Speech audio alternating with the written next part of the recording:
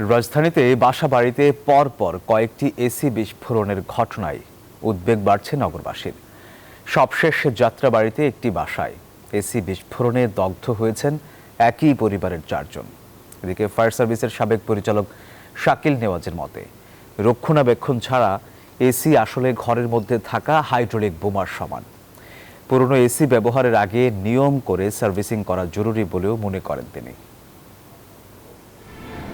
শুক্রবার দিবাগত রাত 1টার দিকে যাত্রাবাড়ির ধলপুরে বউবাজার এলাকায় একটি ভবনের 7ম তলায় হঠাৎই কান্নার আওয়াজ। এসি বিস্ফোরিত হয়ে মুহূর্তেই ঘরে আগুন ধরে যায়। ঘুমন্ত অবস্থায় 2 সন্তান সহ গুরুতর দগ্ধ হন তুহিন হোসেন ও ইবা আক্তার। পরিবারের সদস্যরা জানায়, রাতেই তাদের ভর্তি করানো হয় জাতীয় বার্ন ইনস্টিটিউটে।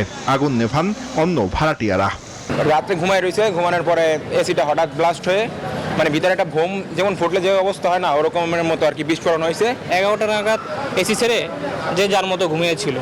রাত 1টা-1.5টা নাগাদ হঠাৎ করে একটা বিস্ফোরণে তাদের ঘুম ভাঙে, আর ঘুম ভেঙেই দেখে যে রুমে এখানে সেখানে আগুন জ্বলতেছে, সারা শরীর দগ্ধ।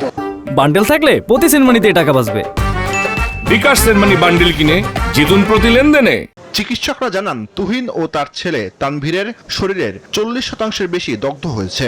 স্ত্রী ইভার 15% ও আরেক সন্তান তাওহিদের 8% দগ্ধ।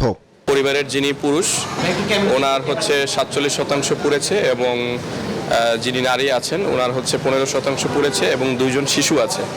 একজন শিশুর 40% পুড়েছে এবং একজনের 8% পুড়েছে। আমরা সকলকেই ভর্তি রেখেছি, একজনের 7 বছর এবং একজনের 6 বছর।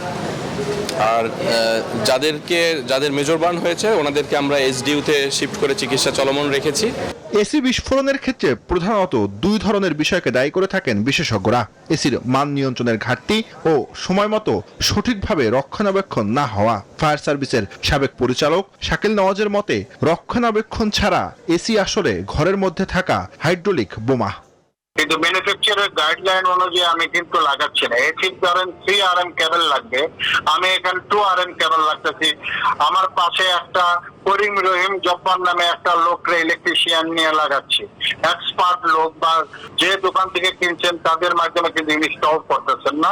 এগুলোর ভিতরে অনেকগুলো ব্যাপার রয়েছে। আপনি জাহাজের ভাঙ্গারি আইনে লাগাচ্ছেন, এটা তো ভাই এটা কোনোভাবেই অ্যাকসেপ্টেড না।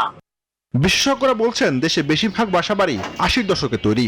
ওয়ারিং সিস্টেম এসি ব্যবহারের জন্য উপযুক্ত না, সেজন্য তারের শর্ট সার্কিট থেকে বিস্ফোরিত হয়। আবার মেরামত ছাড়া অবিরাম এসি চলতে থাকলেও বিস্ফোরণ ঘটতে পারে। জুবায়ের সানি, নিউজ 24, ঢাকা।